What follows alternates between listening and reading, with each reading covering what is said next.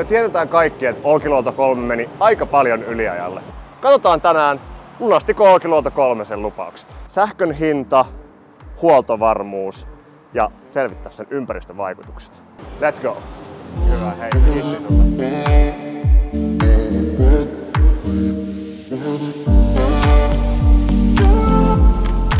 Puhutaanpa sitten siitä sähkön hinnasta. Tähän meille varmasti osaa vastaa väreän asiantuntija Santeri Viljakainen.